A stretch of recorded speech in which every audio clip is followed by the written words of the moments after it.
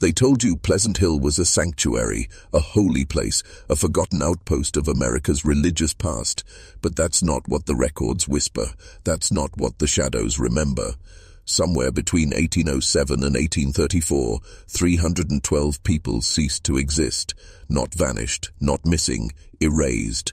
And the most disturbing part, it was all documented, then sealed away. The state called it spiritual decline. Historians blamed migration, but I've seen the testimonies. I've read the censored ledger. What happened in Pleasant Hill was not a slow death. It was a 27-year experiment in psychological domination concealed beneath the language of faith, the kind of manipulation that rewires your mind before you ever realize it's happening. What if I told you the architecture of the place was designed not to inspire worship, but to suppress identity, that the prayers were never about salvation, but surveillance? Let me ask you this, and answer honestly. Do you believe a man can forget his own name if you control what he eats, when he sleeps, who he talks to, what he sings, and what sins he confesses every night, whether he committed them or not? Because that's how they did it. Not with guns, not with whips, but with ritual, isolation, and control of the narrative. They called themselves Shakers, but behind the hymns and handmade furniture stood a dynasty, the Richardson family, not clergy, not saints, engineers of the human soul, each with a role, a function, a hidden task in the dismantling of personal will. Pleasant Hill didn't fall. It functioned perfectly, until someone asked the wrong question. That's what this is about. The cost of a question. The weight of a truth too dangerous to be spoken aloud. You're not watching this because you're curious. You're watching because something in you has always felt that things aren't what they seem, that behind the polished stories of America's past are buried systems of control that never truly died. They simply adapted. This isn't history. This is a warning, because the techniques perfected at Pleasant Hill didn't die with its collapse. They were refined, replicated, exported, and if you think you're immune, you're already inside the system. Welcome to Litany of Madness. If you're ready to hear what was never meant to be said out loud, stay with me.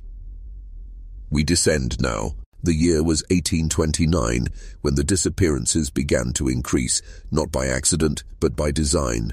Pleasant Hill had reached its capacity. The community could no longer grow organically. Expansion required pruning.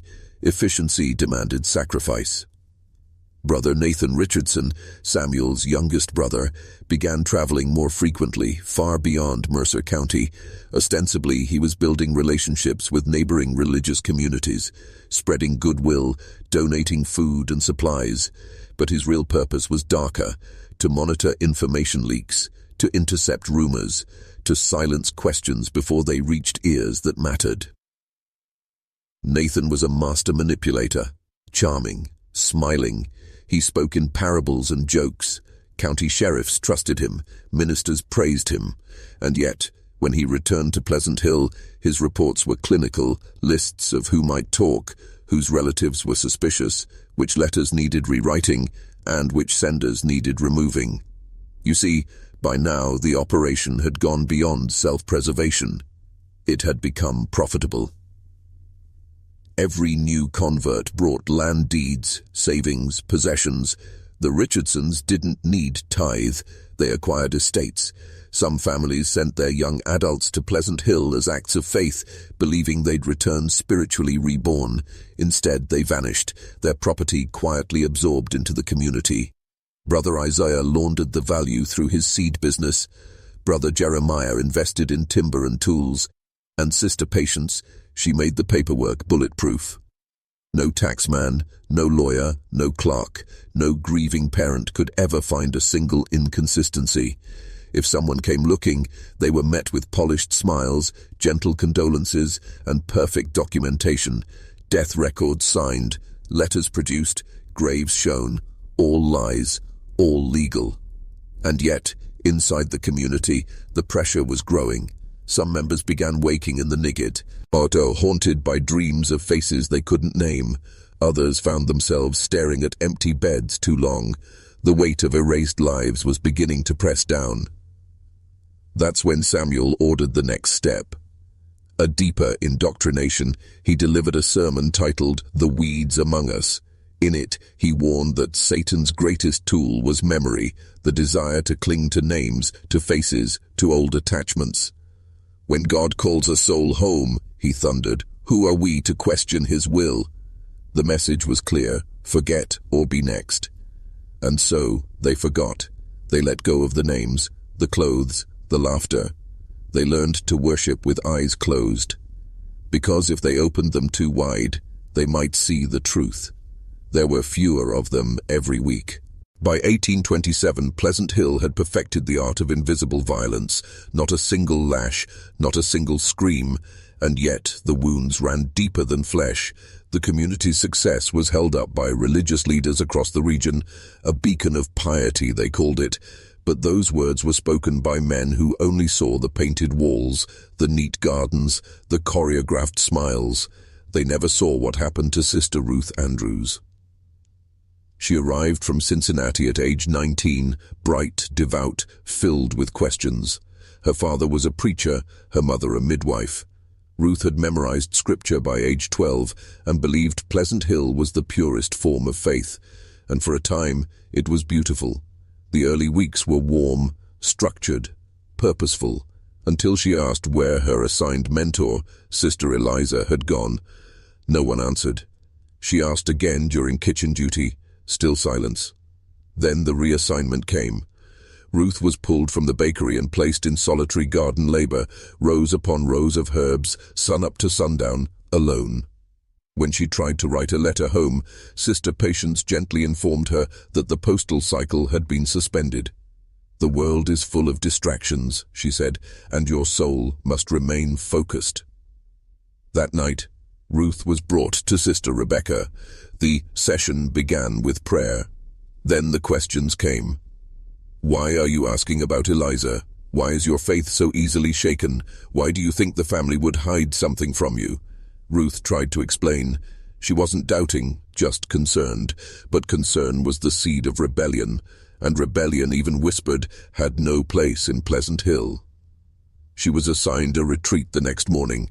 The garden work continued, but now she was followed, one step behind her, always silent.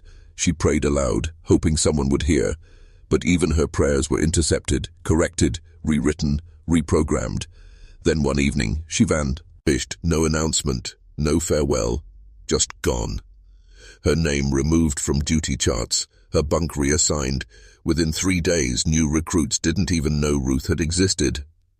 But Sister Mary, who handled laundry, found Ruth's shift tucked behind a barrel, stained, torn, and folded with trembling care.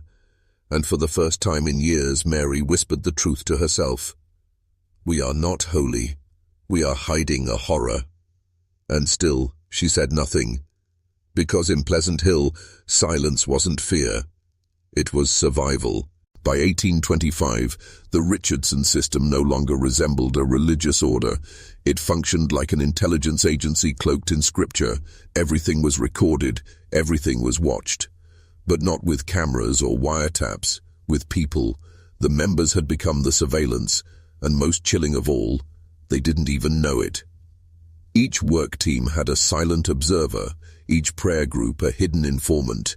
These weren't outsiders. They were brothers and sisters, converted, compliant, reshaped into tools. They'd report unusual questions, unsanctioned conversations, dreams that hinted at rebellion. They weren't forced to spy. They were convinced it was holy. Samuel had planted the idea early. We guard each other's souls. A wandering mind is a danger to the flock. So they watched, not out of malice, but duty. Faith had been redefined as surveillance, and that made it unstoppable. Caleb oversaw the reports. Each week, stacks of parchment arrived at his door, notes in crude handwriting tracking who spoke with whom, who paused during hymns, who cried alone at night. He never raised his voice. He didn't need to. His presence alone triggered silence. Even the children avoided his shadow. Rebecca compiled the psychological profiles, handwritten dossiers on every single member. Pages of fears, weaknesses, patterns. Her insight was uncanny. If someone started showing signs of emotional attachment, too many questions about missing friends, a sudden interest in old letters, she'd intervene. With counseling, with soft threats. And if that didn't work, the retreat cabins waited.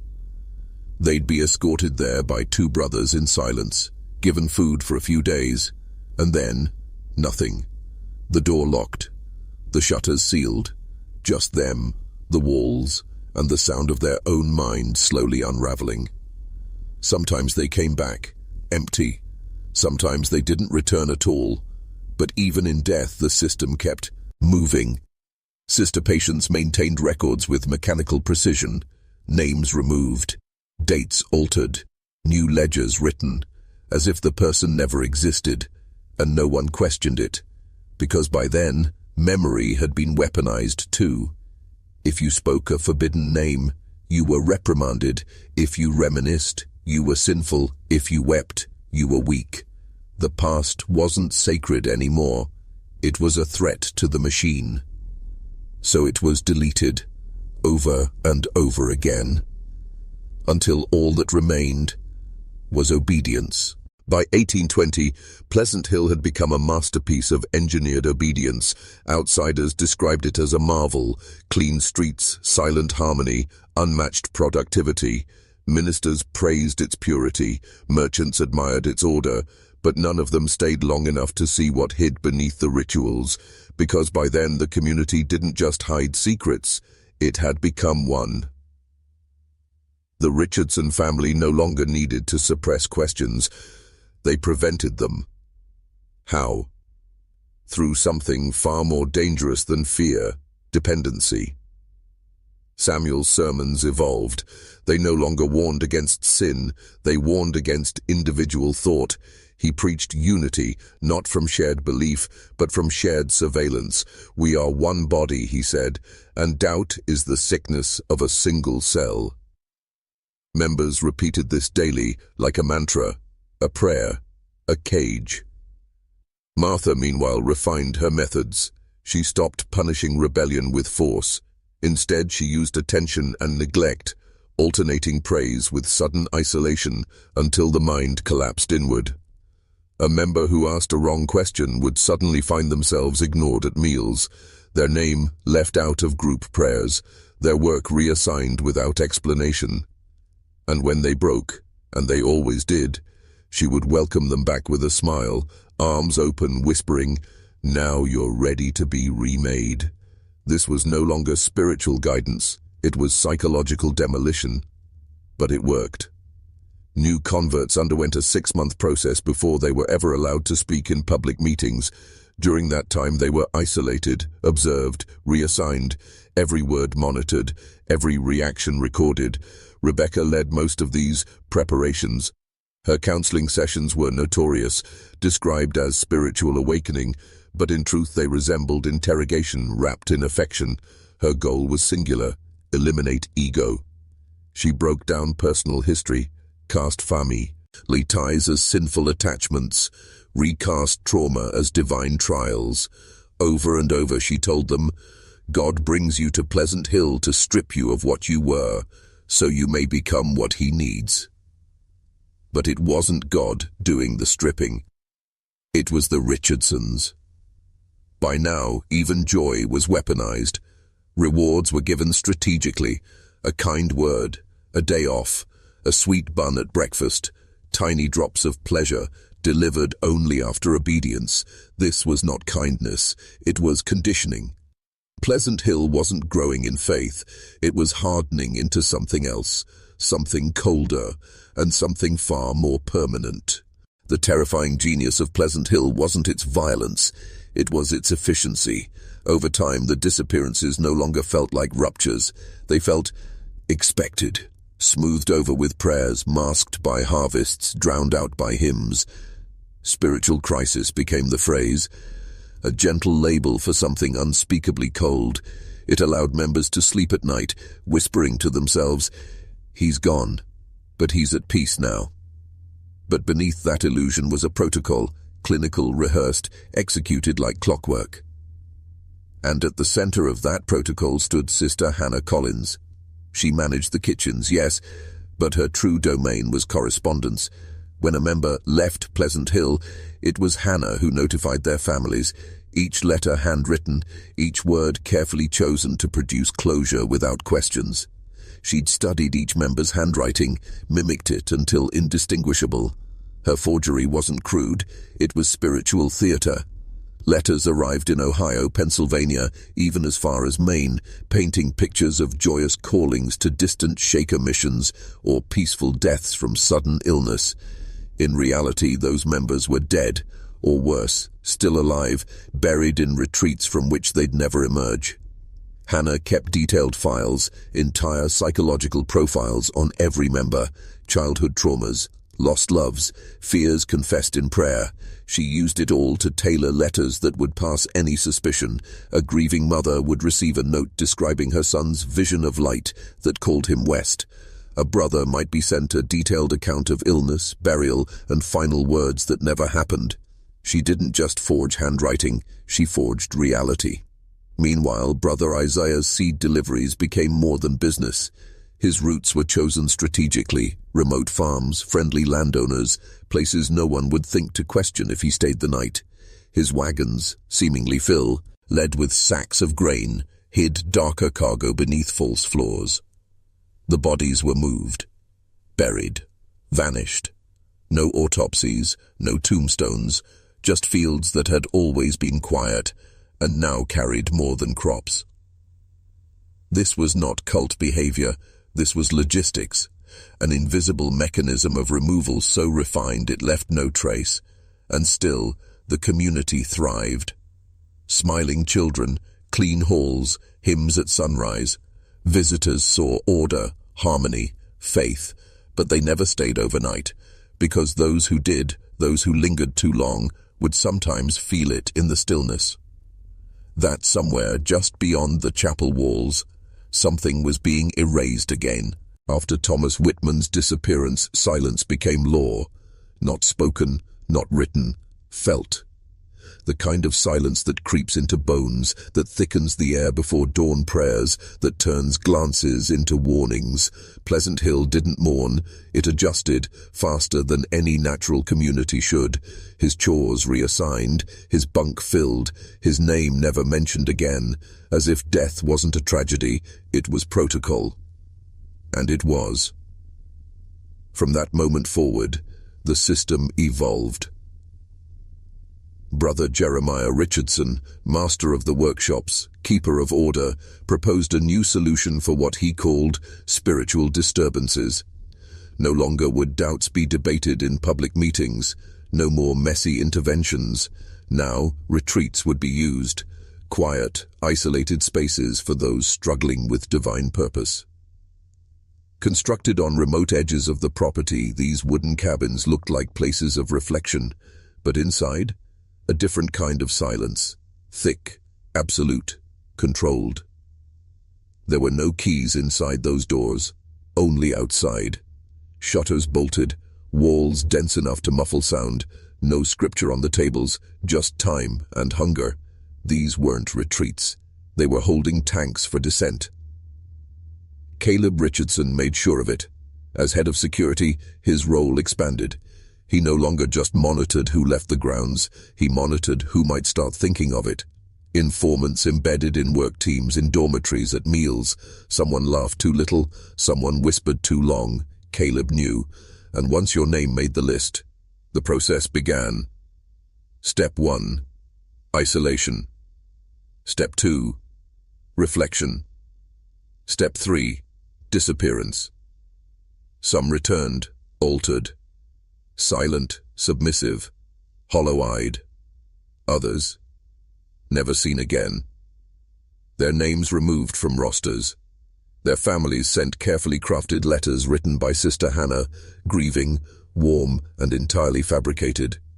The community was being reshaped, not by accident, but by design. Doubt wasn't punished. It was preempted. Emotional bonds were discouraged. Families within the community dissolved, replaced by assigned spiritual pairings that rotated every few weeks. Friendships fractured, no connection strong enough to anchor you. Only the family, the Richardson family, remained constant. What once felt like devotion now tasted like surveillance. And yet, no one rebelled, because rebellion requires belief in alternatives. But the Richardsons had erased alternatives. They'd burned them in the same fire as Thomas Whitman's papers. Pleasant Hill was no longer a community of believers. It was a factory of submission, and the gears never stopped turning. It was a cold morning in February 1812 when the first fracture appeared, not in the buildings, not in the land, in the illusion. His name was Brother Thomas Whitman, a man no one expected to resist, a widower, a grieving father, a former merchant who'd given everything, his business, his estate, his past, for the promise of belonging. For 5 years he played the part. He prayed when told, worked without question, smiled during sermons. But Thomas had one fatal flaw.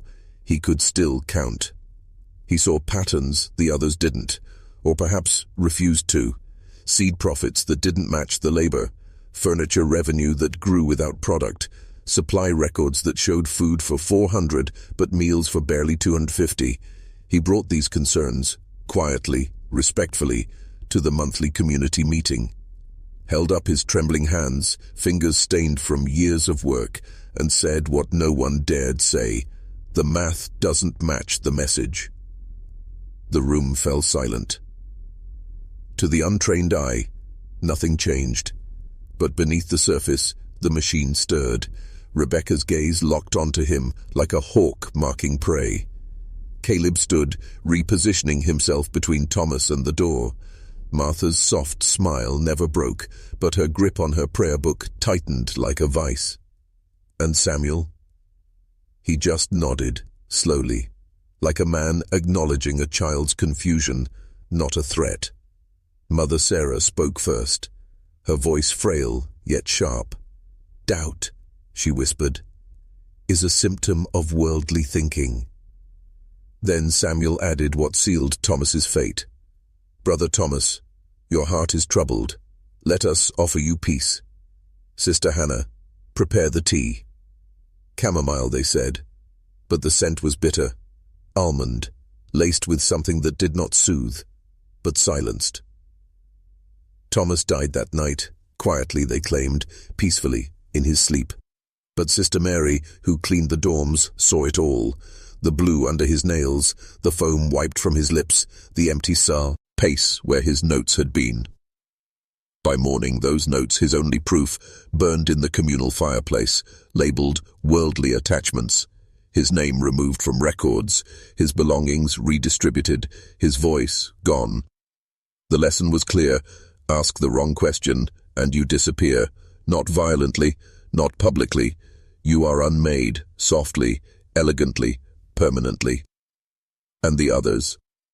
They didn't cry. They confessed their doubts instead. It began, like all great deceptions do, with purity.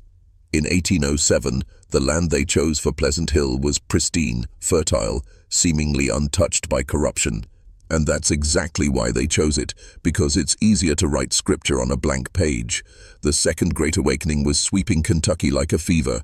People were desperate for meaning. The chaos of frontier life made men crave order, discipline, something higher than themselves. The Shakers offered all of it: celibacy, community, simplicity. But those weren't spiritual tenets. They were control mechanisms, and the Richardson family understood this from the beginning. They weren't pilgrims. They were tacticians. Samuel Richardson wasn't the humble elder history remembers.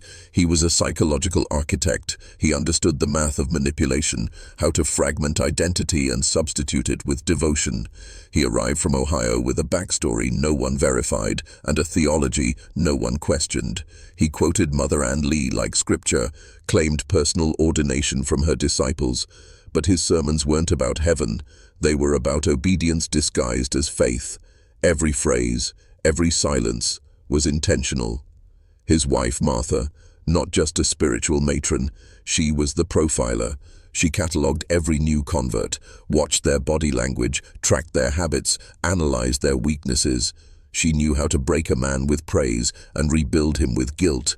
It wasn't charity, it was conditioning. Together, they orchestrated a closed ecosystem of control. But what they built wasn't just religious. It was intergenerational psychological warfare. And their children? Their roles were predetermined, not by God, by design. Ezekiel oversaw agriculture, but he wasn't farming crops. He was managing human labor supply. Caleb handled security, but his real job was surveillance. Rebecca ran the women's dormitories, but she was reprogrammed.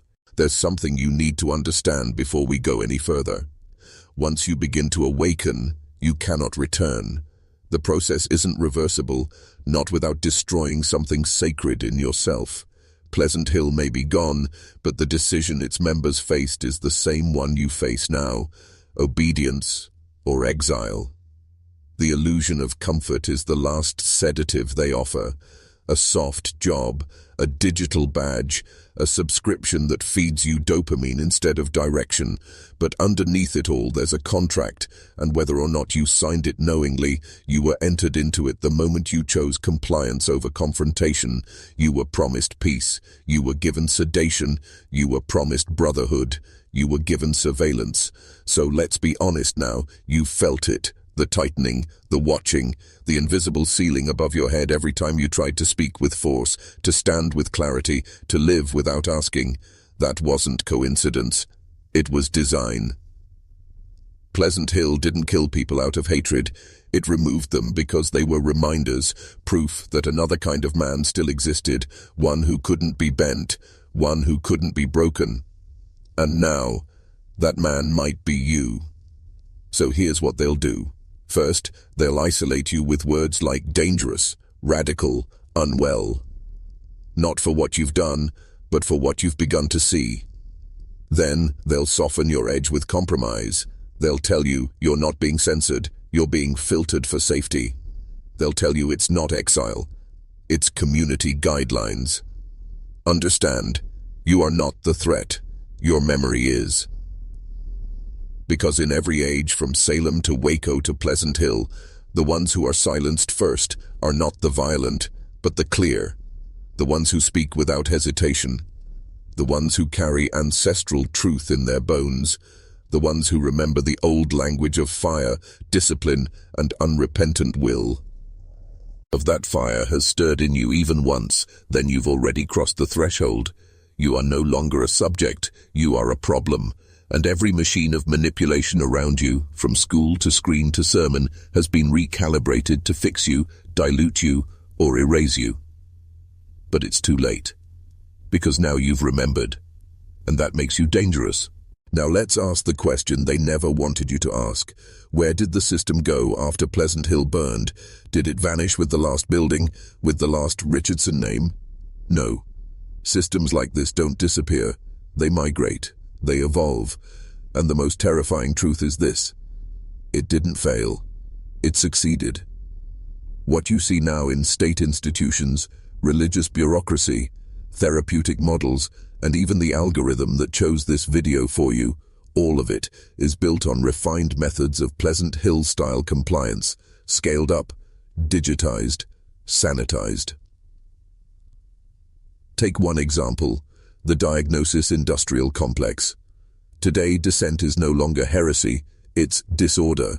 Disobedience isn't sinful, it's pathological. The same spiritual crises that placed Pleasant Hill members into retreat cabins now place modern men into therapy, prescriptions, and programs that promise reintegration. But integration into what? A reality where men are praised for being agreeable, passive, non-confrontational. Where the aggressive instinct that once built civilizations is now deemed toxic. Where strength is pathologized unless it wears a leash. You see it now, don't you? Pleasant Hill was just the prototype. The retreat cabin is now your smartphone. The tea laced with poison is now your entertainment, your medication, your curated feed. The Richardson sermons?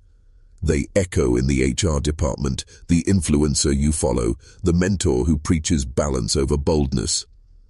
But here's the catch. They don't need to kill you now. They just need to make you harmless. Tame, predictable, self-censoring, that's the new retreat. And if you resist, if you begin to remember, they won't send Brother Caleb to stand by the door. They'll send social pressure, shadow bans, financial penalties, accusations too vague to refute but too damaging to ignore.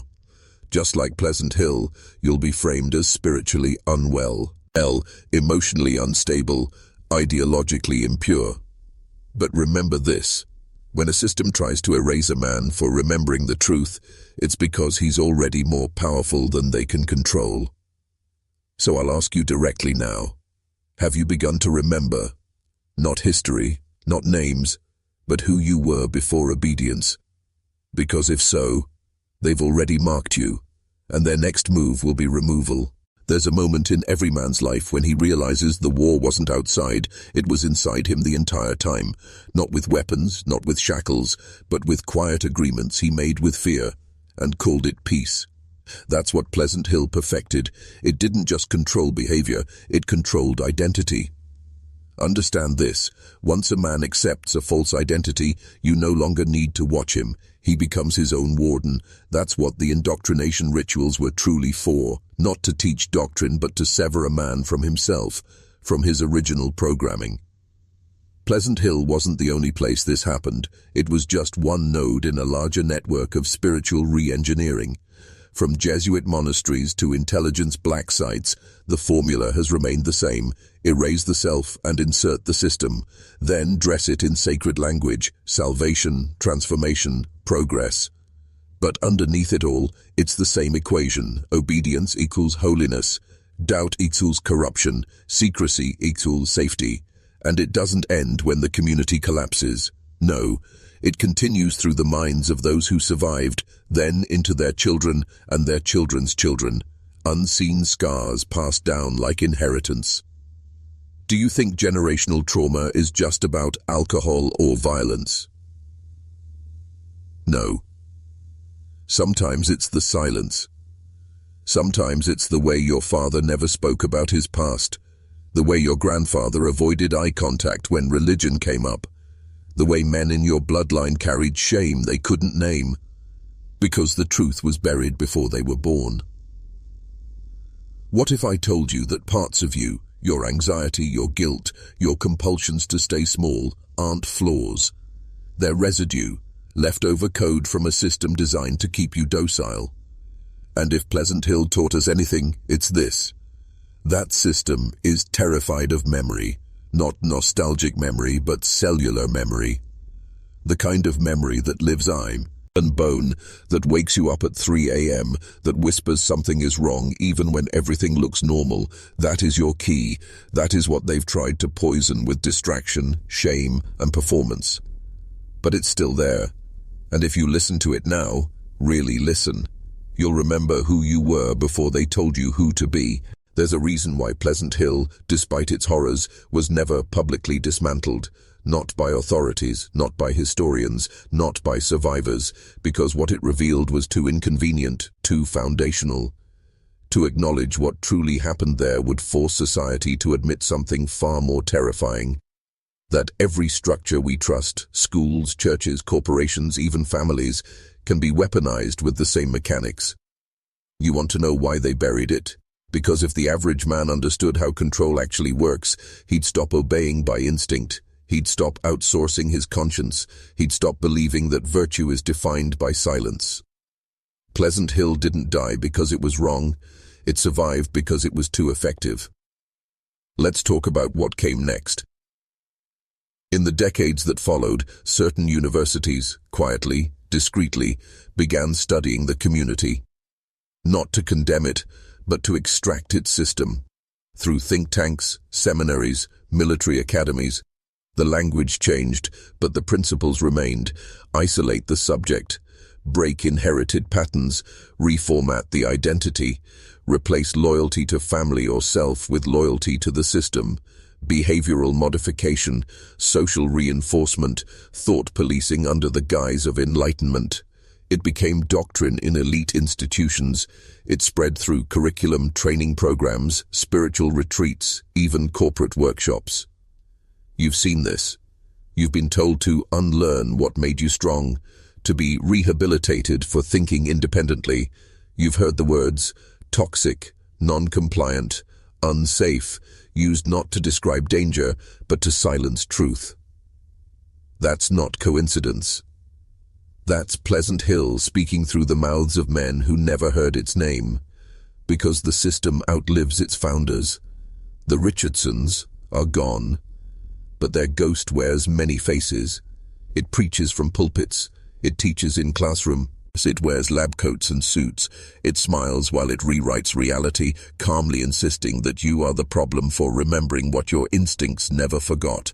They fear men who remember. They fear men who question. They fear men who refuse to comply simply because it's easier. And you, right now, are becoming that man. That's why this story matters. Not because it's history, but because it's prophecy, a mirror, a warning, and maybe, just maybe, a final chance to wake up before your name becomes the next one they quietly erase. The most brilliant aspect of Pleasant Hill wasn't its secrecy, it was its predictability. Once the system was in place, it didn't need to evolve, it only needed to repeat. Generation after generation, person after person, the same psychological steps were followed like sacred choreography. Step 1. Isolate.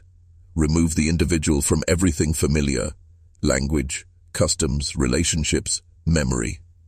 Step 2. Disorient. Break down the identity through subtle contradictions, denial of intuition, and suppression of instinct. Step 3. Replace. Introduce a new belief system, one tied to obedience, purity, virtue, but one that always leads to surrender. Pleasant Hill was a microcosm, a test site, a controlled experiment in how to manufacture faithful slaves with smiling faces. And it worked. The model they developed in wood cabins and quiet chapels is now deployed in homes, in classrooms, on screens you scroll every day. Think about it. Isolation no longer needs to be physical. Now it's emotional. They separate you from your instinct, from your masculine aggression, from your suspicion, from your pain. You're taught to sterilize your truth before you speak it, to flatten your anger into politeness, to call submission kindness and compliance healing. This is the modern retreat cabin, but now it travels with you, inside your mind. You've felt it.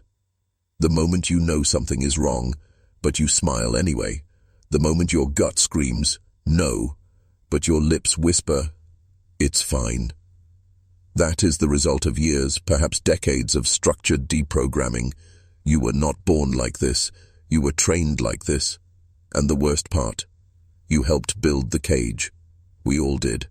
Every time we said nothing when we should have spoken, every time we agreed to protect peace at the expense of truth, every time we watched someone disappear and convinced ourselves they were just tired or overwhelmed. No, they were being purged, just like Pleasant Hill did, quietly, systematically, with prayer circles and poisoned tea replaced by HR meetings and digital blacklists. The ritual is the same, the altar is different, and if you're still listening now, then you have already stepped outside the ritual. They know you're watching. They know you see them. Now they wonder, what will you do next? If you wrote the phrase, something has already shifted, that may sound theatrical, but it's not. You've disrupted the trance. You've said something out loud that the system depends on you never even thinking. That act alone makes you dangerous because it signals that the script isn't working anymore. Now, let's go deeper. Think about your earliest memory of fear. Not physical fear, but social fear. The fear of not fitting in, of being rejected, of disappointing someone. That was your first lesson in emotional obedience. It didn't come from authority, it came from belonging. The people at Pleasant Hill weren't controlled by chains, they were controlled by expectation. And that's what makes the system genius. The oppressor wears no uniform, the cell has no bars, and the punishment is never physical, it's emotional exile. doubt the doctrine, and you don't get beaten. You get abandoned. This is the design of every totalitarian system disguised as community, from Pleasant Hill to modern institutions. It wraps its punishment in concern. It whispers that your questions are concerning, that your instincts are rebellious, that your truth is dangerous. And if you still don't conform, it doesn't fight you, it erases you. Just like Brother Thomas, just like the others who vanished into prayer cabins never to return. The system doesn't argue with the awakened, it buries them in silence. Now ask yourself, how many people in your life have simply disappeared? Not physically, psychologically. People who stopped following the script, people who said the wrong thing, felt too deeply, questioned too early. Where are they now? The Pleasant Hill model didn't need to kill everyone. It just needed to remove enough to make the rest comply. That is the blueprint. And we see it now in cancel culture, in sanitized schools, in ideological purges dressed as progress. You are Liviki. Bang in a world shaped by their experiment, a world where erasure is elegant, efficient, and internalized. They don't have to control you. You were trained to control yourself, but here's the truth they fear most. Once you see the mechanism, it loses its power. You cannot be unmarked, you cannot go back to sleep, and that makes you the threat they prayed would never awaken. By now you may feel a tightening in your chest, a creeping suspicion that this story isn't just about some vanished community in Kentucky, but about your own life. That's not a coincidence. That's the residue of indoctrination, the quiet echo of systems that taught you never to ask certain questions. Let's break the final illusion. You've been conditioned to think of control as something external, a dictator, a police state, a locked room.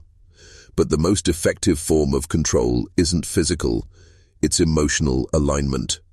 When a system convinces you to want what it wants, to believe that your obedience is morality, your silence is wisdom, and your doubt is sin, then you're no longer a prisoner. You're a guardian of your own cage. That's what the Richardsons understood better than any regime, and that's why Pleasant Hill was never about religion. It was about testing psychological thresholds, how far identity could be broken down, reshaped and replicated.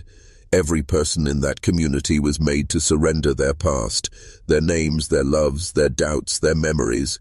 The longer they stayed, the more they became versions of the system itself. That model didn't die with them. It was passed down.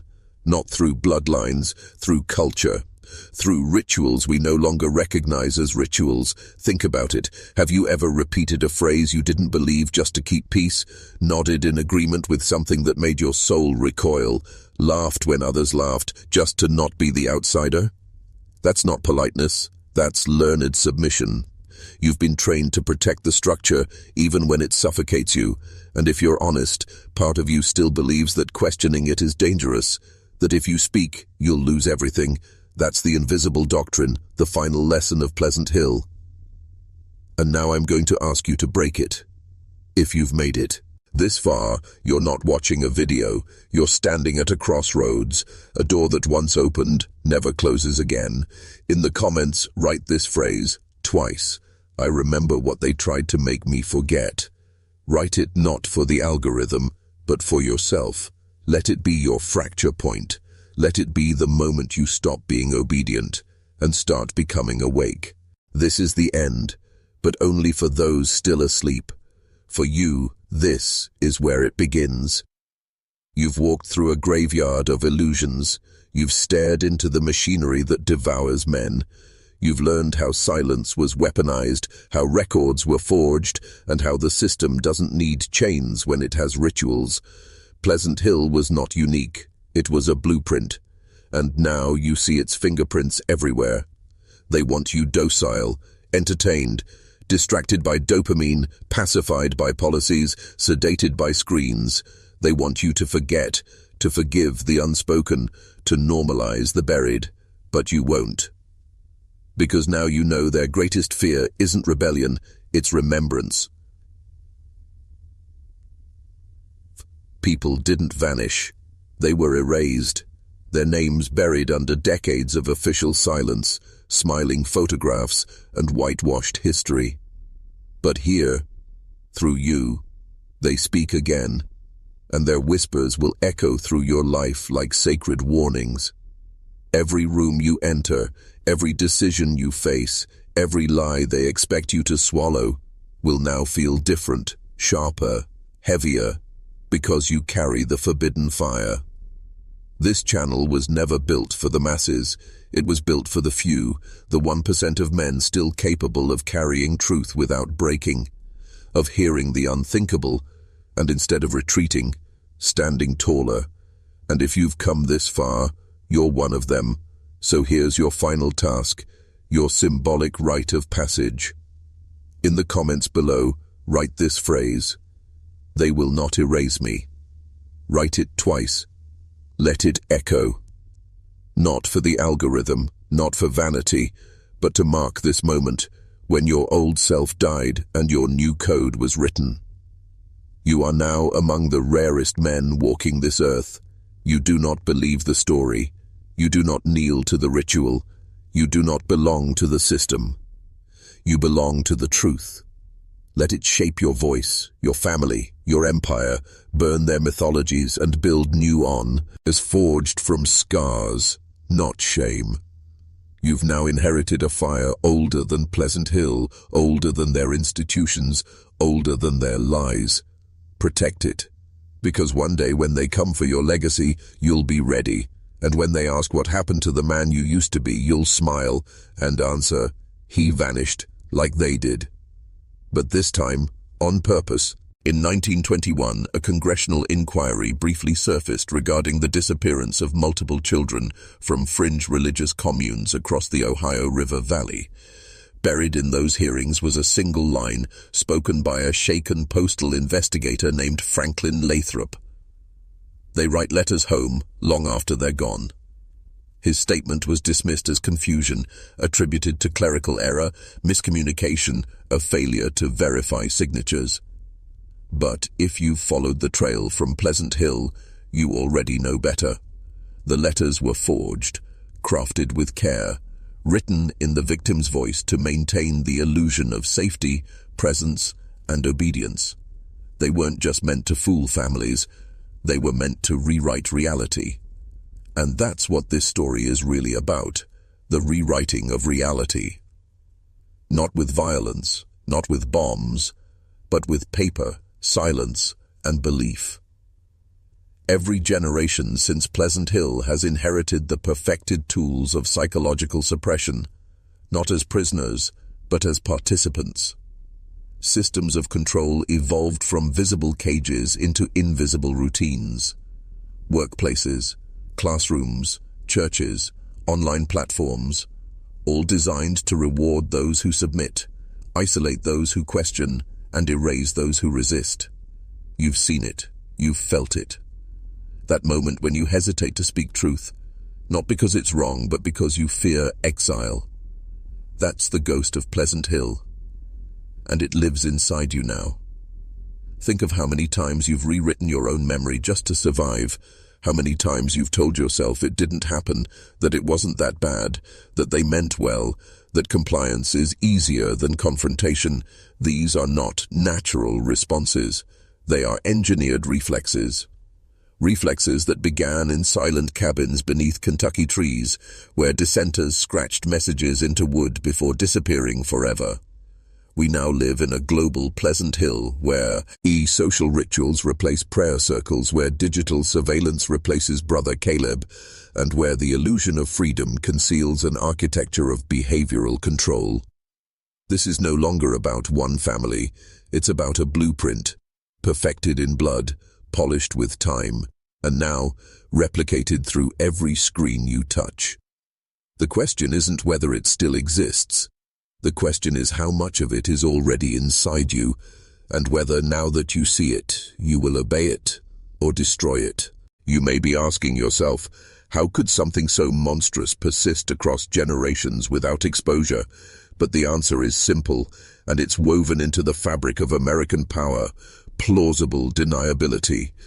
Pleasant Hill wasn't protected by secrecy, It was protected by normalcy. The buildings looked clean, the members smiled, the furniture was beautiful.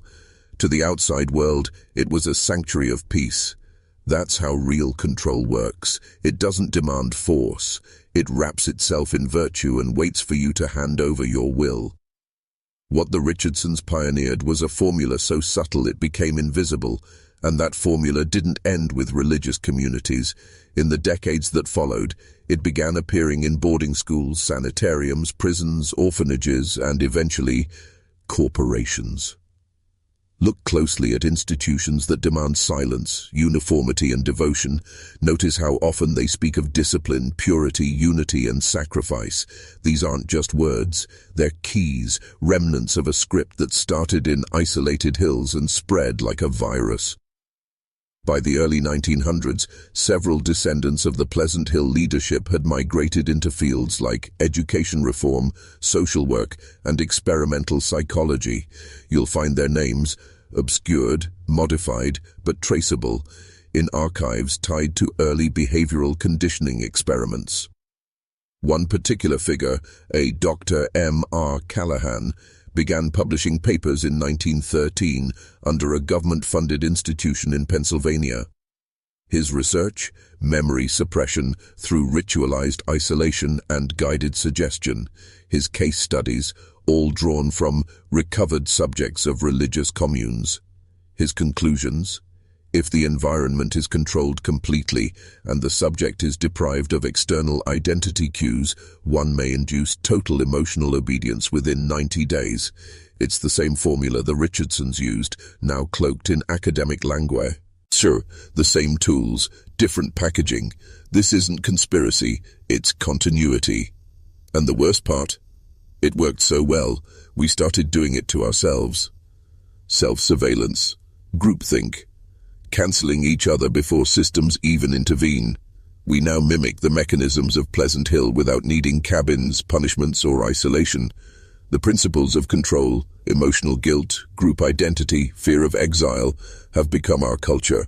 And just like that, the experiment succeeded. The subjects multiplied, and no one remembers who wrote the script. Because that's the final stage of control.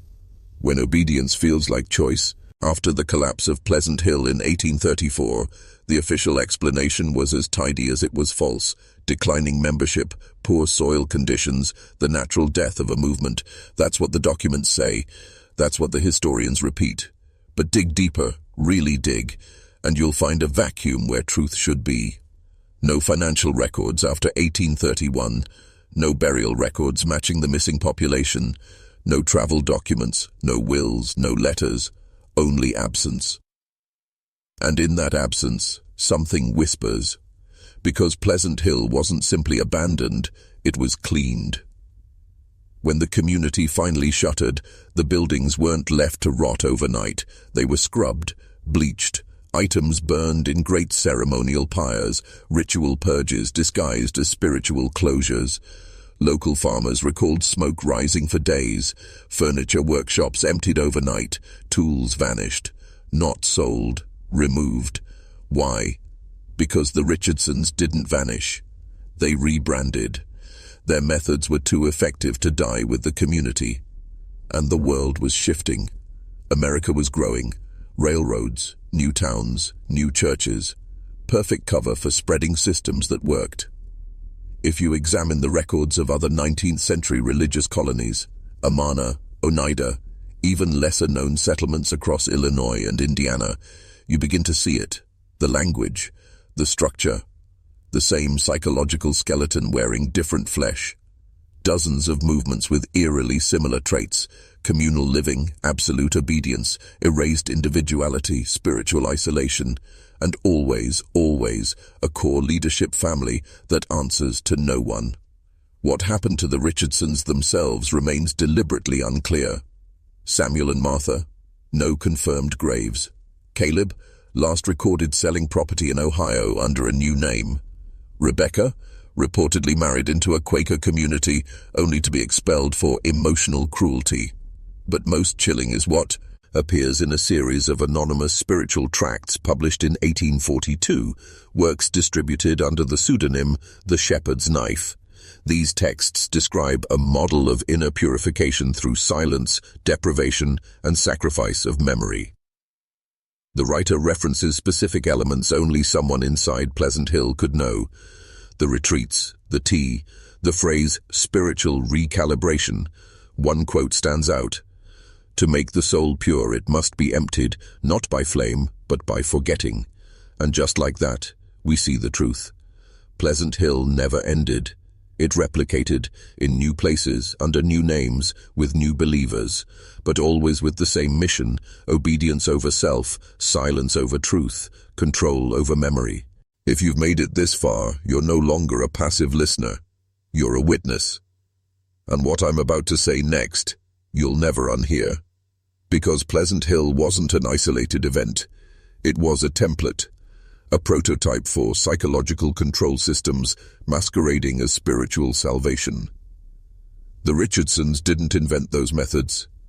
They inherited them. From European sects, from medieval penitence cults, from ancient mystery schools where control of the mind was the ultimate currency. You want to know why no one stopped them? Because every level of society, religious, political, academic, benefited from their existence. While Pleasant Hill appeared to be a model of piety and order, it functioned as a testing ground for perfect obedience, and the results were astonishing. Dozens of people gave up everything: their names, their histories, their desires, and eventually, their lives. Not with chains, not with weapons, but through belief engineered to destroy identity. Understand this: when you remove someone's past, isolate them from loved ones, regulate their food, their time, their prayer, their thoughts, you erase them without leaving a mark. That's not just religious zealotry, that's behavioral engineering. And it didn't die in the 1830s. The blueprints survived, in lecture halls, in intelligence manuals, in corporate HR departments, in government handbooks quietly circulated under the term compliance frameworks. You think the phrase thought reform is science fiction? It was coined in 1951, over a century after Pleasant Hill fell silent. And yet the structure is identical. Isolate the subject, strip identity, replace belief, reward submission, erase dissent. Pleasant Hill was simply one of the earliest, most perfectly executed models, and no one paid for it.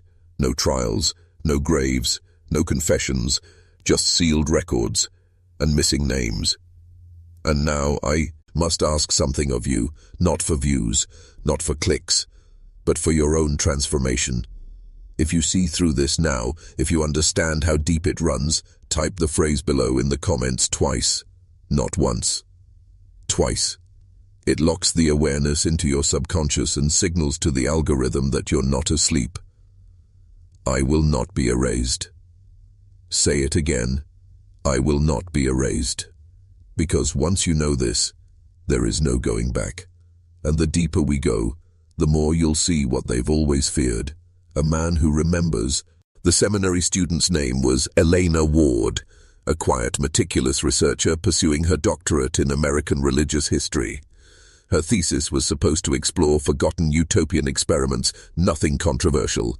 But the moment she opened Jonas Thorne's journal, her academic curiosity twisted into something darker. Obsession. She wasn't searching for footnotes anymore. She was searching for truth. When she arrived at the Pleasant Hill site, the staff greeted her with practiced warmth. They offered pamphlets, tours, museum brochures. They spoke of craftsmanship, of communal living, of faith. But when Elena asked about the years between 1807 and 1834, the smiles stiffened. "Oh, those records were lost in a fire," one guide claimed. "Most of that history was never documented," said another. But Elena had the journal, and Jonas had drawn a map. Using it, she navigated beyond the manicured lawns and reconstructed dormitories, into the woods, past the signage, through brambles no tourist had walked in years. What she found was not marked on any brochure. A cabin, barely standing, its wood blackened with rot, its shutters still barred from the outside. Inside, dust, decay, silence. But etched into the back wall with something sharp was a single phrase. Ruth, I remember you. Elena ran. She returned to her car, locked the doors, drove 5 hours back to her university. But something had followed her. Not a person, not a ghost, but a weight, a question. How many never escaped? She tried reporting her findings. She was ignored. She submitted papers for peer review. They were rejected. She posted excerpts online. Her posts were taken down, violations of terms, flagged for historical disinformation, and that's when she understood. Pleasant Hill wasn't just forgotten by accident. It was erased by design. Because if people knew that over 300 men, women and children vanished from a single religious community, if they knew that property was transferred, deaths falsified, letters forged, and questions punished, they'd start asking where else it happened. And who let it happen? Elena's final message, posted anonymously before she vanished, was just 9 words. They weren't lost. They were reprogrammed, then removed. What she uncovered didn't just expose a community. It exposed a system. One still functioning, still watching, and still willing to remove those who look too closely. The Journal of Jonas Thorne is not housed in any museum. It was never published in theological journals or cited in academic circles. Why? Because its contents are too dangerous. It doesn't just accuse Pleasant Hill of crimes, it accuses the system that let it thrive, the alliances between church, commerce, and government that turned a blind eye for nearly 3 decades. The entries are dated, meticulous, and frighteningly clear. In one passage, Jonas describes being followed on his final night, 2 shadows moving just beyond the edge of the candlelight, always silent, never seen directly. He writes of hearing soft footsteps outside his door, even though the hour was long past curfew. He describes the eyes of Brother Caleb, unblinking, flat, almost predatory. I realized, he wrote, that Pleasant Hill isn't sustained by faith, it's sustained by fear, and that fear is systemic, organized, and generational. He documents the structure, how new members are stripped of personal identity, how the family records were falsified, and how the outside world was kept at bay through elaborate forgeries and charm. One section simply reads, "They plant flowers on graves no one admits exist." He tried to raise the alarm, but no one listened. His report was rejected by his supervisors in the Ohio Church Network. Too speculative, they said, lacking proper evidence. Besides, Pleasant Hill's furniture was in high demand. Their seed business supported dozens of congregations. Their charitable donations kept local politicians satisfied. To accuse them would be to unravel the entire web. So Jonas was silenced, not violently, not directly, but slowly. His career undermined, his reputation stained, rumors of madness, whispers that he'd lost his spiritual compass. Within 2 years, he was no longer working with the committee. By 1833, he disappeared entirely. His journal, however, survived. It passed through quiet hands for generations, hidden by those who believed its contents were too important to destroy. And in 2019 it was discovered by a seminary student researching forgotten Protestant sects in the Midwest. She didn't believe it at first, until she visited the Pleasant Hill historic site, until she noticed that several buildings on the official map didn't exist, and that the guides refused to talk about the lost years. That's when she understood. Pleasant Hill wasn't abandoned, it was quarantined.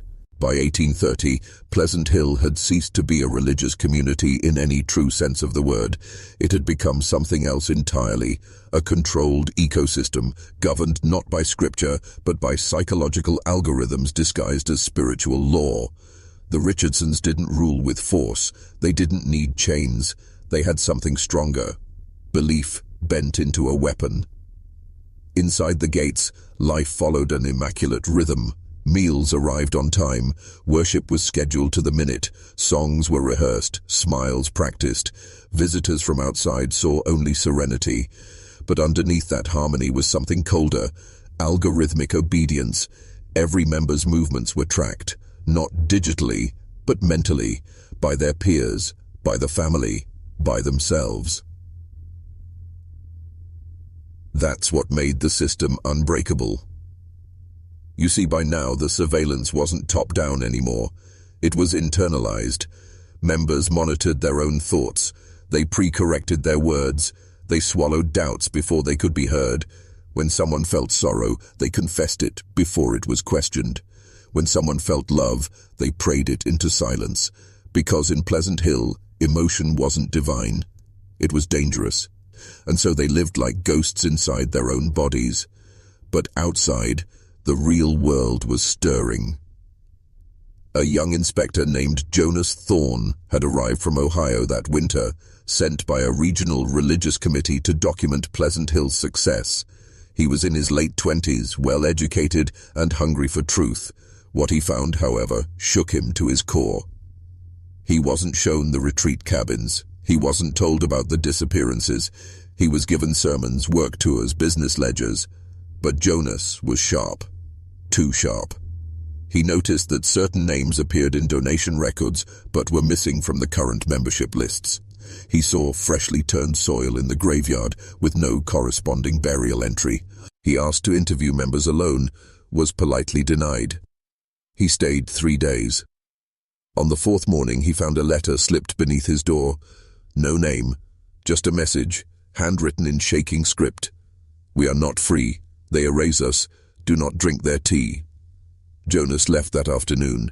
He never filed the report, not officially.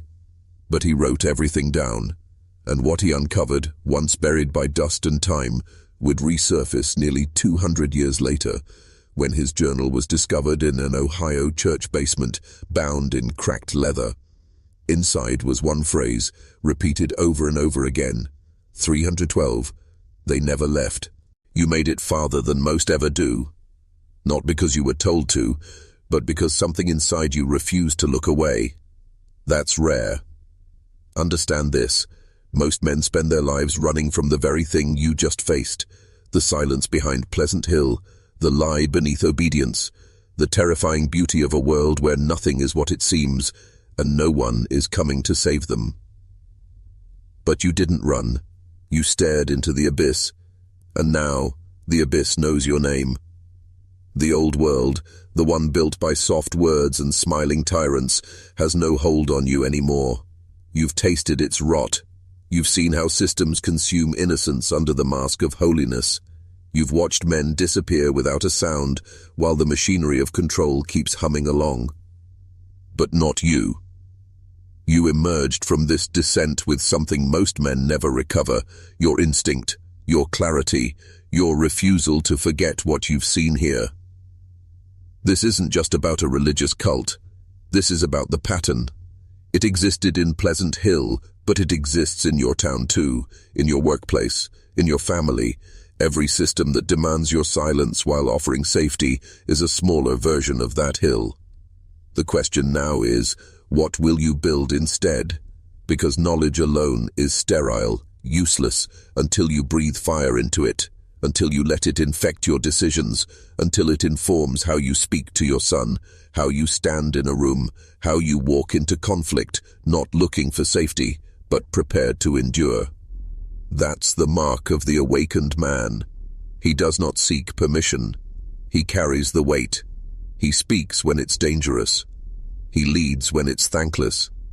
And he burns the bridges behind him so there is no path back to slavery. You are that man now. You didn't watch a video. You completed a rite of passage. This was never entertainment. It was an exorcism of Pleasant Hill, of the system, of your old self. And from its ashes you rise, not sanitized, not perfect, but dangerously real. The kind of man who cannot be erased. What began as a whisper in the hills of Kentucky has now become a roar inside your chest.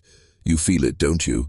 The quiet rage, the sharpened awareness, the realization that this wasn't just a history lesson, it was an initiation. Because the truth isn't passive, it's not something you learn and then file away like trivia. It changes you, and the moment it changes you, it becomes your responsibility, not just to know it, but to wield it, The Richardson family ruled through deception. You rise through clarity. They erased names. You remember them. They silenced dissent. You become the voice they feared. That's the new order now. Not one handed down by authority, but one forged by men who refuse to kneel. And you are one of them. Understand this clearly. Once you awaken, neutrality dies. You can no longer sit quietly at the table of lies and pretend it's dinner. You can't unsee what you've seen. You are either a keeper of the flame or another shadow who lets it die. You were born into a system designed to flatten you, to shame your instincts, to drug your fire, to make you forget. But now you remember. Not just the 312 who vanished, but the part of yourself they tried to vanish too. The part that wouldn't obey, that wouldn't conform, that still burned in the silence. That's who you are now. And your mere existence is resistance. Every time you speak truth in a world addicted to lies, you fracture their illusion. Every time you lead with conscience instead of fear, you ignite something in the next man watching. This is how legacies begin, not in crowds, but in solitude, in blood, in choice. Pleasant Hill thought it could rewrite reality. But reality doesn't belong to the powerful, it belongs to the awakened. And you, standing here unblinking in the face of what they buried, you are dangerous now. You are memory. You are fire. You are proof that their sisters. Tem did not consume everyone. Let that truth live in your walk, your words, your silence. Because now, you are what they feared most. You are free. There comes a point in every man's descent where he must decide, do I carry the truth or do I bury it? This is that moment, because what you've heard isn't just a dark tale from Kentucky, it's a mirror, a reflection of every system that ever asked you to trade your soul for the illusion of safety. Pleasant Hill was never just about 312 vanished lives, it was about the ritual destruction of self, and that ritual is still happening. Every time a man abandons his instincts to be accepted, every time he silences his truth to preserve comfort, every time he chooses sedation over transformation, the ritual continues. But you've seen behind the curtain now. You know what happens when power is left unchecked, when institutions answer to no one, when control becomes sacred and questioning it becomes a crime. You saw it in Pleasant Hill, and if you look honestly, you'll see echoes of it in your own past. How many times did you feel something was wrong, but said nothing? How many times did you sense the manipulation, but complied anyway? How many times did you smile to survive, when you should have stood? They trained you for that, the same way the Richardsons trained their flock. But that programming ends here. Because the moment you begin to see the world not as they sold it, but as it is, you reclaim something ancient, sovereignty, the quiet, lethal power of a man who answers to conscience, not coercion, to fire, not fear. It's a heavy burden. Carrying the truth means you will walk alone at times.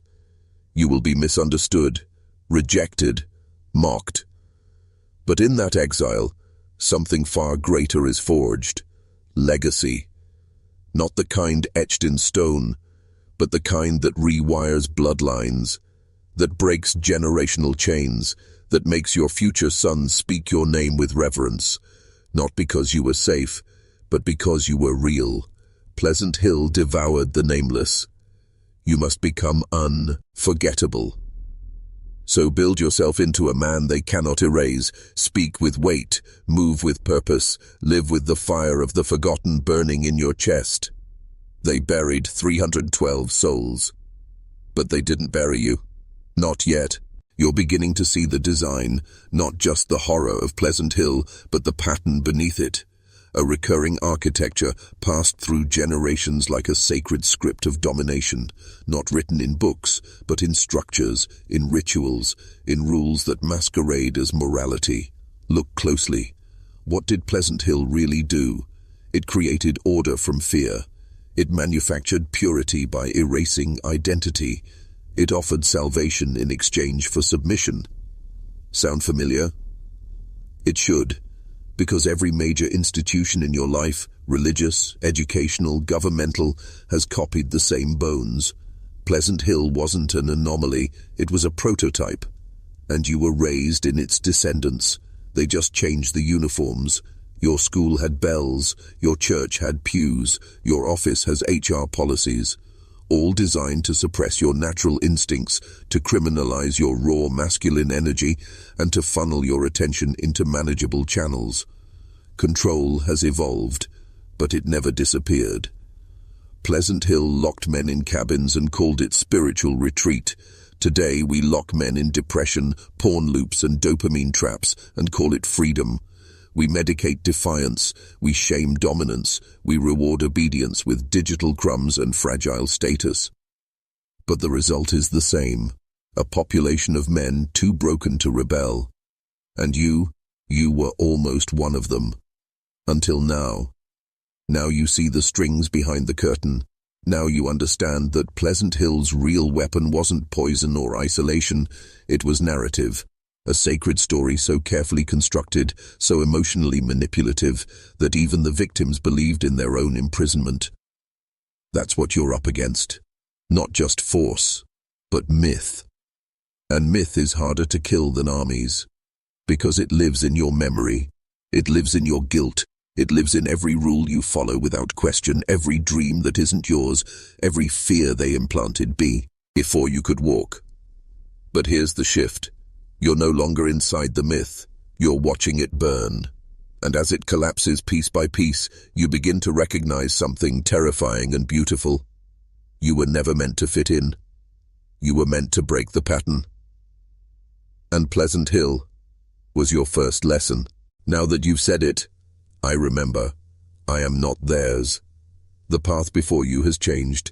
You've aligned with something that predates Pleasant Hill, predates America, even predates civilization itself. It's the ancient current of men who saw through the veil and chose to live outside the gate. You are walking the road of outcasts, prophets and warriors, and every step forward will strip away another illusion, the illusion of safety, the illusion of neutral systems, the illusion of moral authority. Because here's the truth. Institutions don't exist to serve people, they exist to shape them, to convert the wild into tame, to grind the sovereign into compliant. Whether it's a church in 1820 or a platform in 2025, the formula is always the same. Step 1. Isolate the man. Step 2. Break his identity. Step 3. Replace it with theirs. Pleasant Hill simply did it with hymns and celibacy. Today, it's likes, alerts, and synthetic outrage, but the mechanism has never changed. And here's what makes it insidious. It doesn't need your belief, only your repetition. You can hate the system and still reinforce it every time you kneel to its rituals, scroll, apologize, censor yourself, betray your own instincts in exchange for digital comfort. Each act, small, forgettable, etches a deeper brand into your soul. But you are not that brand, because you're remembering what they tried to erase. Pleasant Hill's system failed not because it was too brutal, but because it underestimated the soul's hunger for truth. And so do modern systems. They think compliance means conquest. But some men, the rare ones, grow sharper in captivity, more dangerous, more aware. And one day they walk out, not begging for freedom, but dragging it behind them like a chain torn from the wall.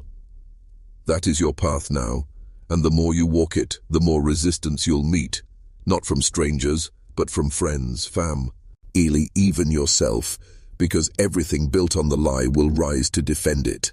The guilt, the shame, the old voices in your head telling you to stay in line, ignore them. They were forged in Pleasant Hill's shadow. You weren't. You were forged in fire, and fire doesn't kneel. You've crossed the threshold, and now the fire begins, not around you, but within you. Because when a man stops seeking permission to exist, when he sees the world not as it's sold, but as it is, he burns. Not with rage, with clarity, with an intensity so precise that it dissolves illusion like acid on silk. This is the fire Pleasant Hill feared most. Not rebellion, not revolt, awakening. They could punish rebellion. They could isolate dissent. But the man who awakens, he can't be turned. He doesn't need an army. His very presence cracks the walls of the lie. And that's what you are now. A fracture. A breach in the control grid. A walking disruption to every manipulated narrative, every institution built on silence and shame. You are the opposite of what they engineered. You remember, and it terrifies them. They'll throw distractions at you now. Shiny goals, meaningless status, fake brotherhood, digital dopamine, all designed to pull you back into the loop, to make you forget what you've begun to see. But it won't work. Because the veil has been lifted. You've seen the roots beneath the garden. You've seen what they build behind the smiling masks, what they do when no one's watching, what happens to men who ask the wrong questions. And now, you ask all of them. Where did the 312 souls go? What happened to the children born in silence? Who else knew and said nothing? And most importantly, what systems today still run on the bones of their silence? Because Pleasant Hill is not a relic, it's a blueprint, a model refined through time, repackaged for modern minds. And if you think this story is over, you've missed the point. This is where it begins. The moment you choose clarity over comfort, the moment you understand that freedom isn't given, it's remembered, taken, earned. So now I ask you to mark this moment. In the comments, write, I remember, I am not the. Write it twice. Not for the algorithm, for your identity. Seal it. Because from this point forward, you do not belong to their system. You belong to something older, something harder, something true. And once that fire lights, it never goes out. Let's make something painfully clear. No system fears chaos. What it fears is the organized will of a man who no longer needs it, a man who has rebuilt himself from within, who doesn't beg for identity, but carves it from silence, suffering, and sacred rage. Pleasant Hill tried to erase those men. Modernity tries to neutralize them. You've seen it. You've felt it. You speak with conviction, and they call it arrogance. You draw a boundary, and they call it aggression. You resist their narrative, and suddenly you're unsafe, misinformed, in need of correction. They don't want you dead. They want you harmless, docile, grateful, spiritually sedated. And here's the twist that makes it all work. They get you to do it to yourself. They train you to second-guess your instincts, your anger, your clarity. They twist strength into guilt, and then, just like Pleasant Hill, you become both prisoner and guard. But what if you stop apologizing? What if you stop flinching? What if you let the ancient code of your blood speak louder than the programming of your culture? That's when everything shifts. Because a man who remembers what he is, who he was before the indoctrination, cannot be controlled. He may lose comfort, he may lose approval, but he will never lose his center, and from that center he becomes a weapon not of violence, but of vision. You don't fight systems like Pleasant Hill with riots or hashtags. You dismantle them through clarity, through making yourself so fully awakened, so fully present, that every lie around you collapses under the weight of your refusal to participate. That's what Thomas Wittmann almost became, a man with eyes too open to tolerate the game, and that's why he was removed. Ask yourself, are you willing to risk the same? Because this path you're on, it does not return you to the man you were. It kills that man, and from his ashes you rise, not as a citizen, not as a follower, but as a sovereign force. Not everyone makes it through. Some fall back into the matrix. Some choose sleep over pain. But you're still here, and that tells me you're not one of them. You're becoming what they fear. You're not alone in this war, but don't expect to find your brothers easily. The kind of men who see what you see, they don't shout. They don't virtue signal. They don't gather in safe spaces. They operate like ghosts in a system designed to expose them, because visibility is vulnerability. You've been conditioned to look for allies in the open, to search for brotherhood in places that advertise safety and unity. But real men, awake men, do not advertise. They signal in code, in silence, in the depth of presence, the kind of presence that makes lesser men uncomfortable without a word spoken. Pleasant Hill couldn't survive a single man like that. That's why they had to isolate Thomas Whitman, not because of what he knew, but because of what he represented. A man who would not yield, a man who brought logic into a place ruled by spiritual coercion. He was the fracture point, and he paid the price. And so will you, if you're not prepared.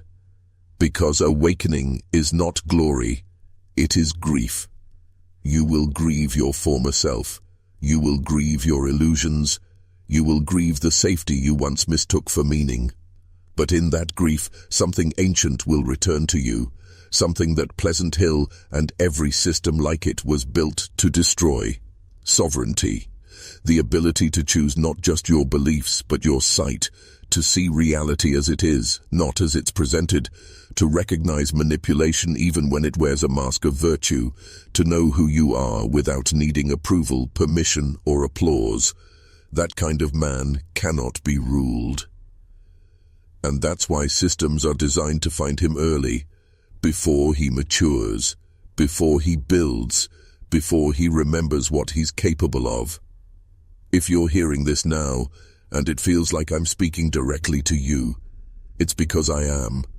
Not to your ego, to your core, to the part of you that survived every lie they fed you, that never died, that waited for this very moment to reawaken. This is not entertainment, this is a signal, and if you hear it, then you're already part of something they can't stop. Only silence can betray you now. By the 1950s, the Pleasant Hill formula had already metastasized into more acceptable forms. It was no longer confined to isolated hillsides or whispered doctrine. It had entered mainstream science. Under the name of behaviorism, psychiatrists and government researchers began testing the very mechanisms the Richardson family had refined a century earlier. But now, they had funding. In 1953, the CIA launched Project MK-Ultra, an operation so drenched in secrecy that even its architects feared it would be uncovered. Its stated purpose was mind control. Its actual purpose, identity erasure. The manipulation of memory, the reshaping of thought, the elimination of self, exactly what had been done in Pleasant Hill's retreats, now conducted in hospitals, clinics, military bases. Methods included isolation, psychological trauma, forced confessions, hypnotic suggestion, and chemical interventions. But what disturbed insiders the most was how eerily efficient it was. One anonymous participant in a declassified document wrote, "The goal isn't to kill the subject, it's to hollow them out, make them forget who they were.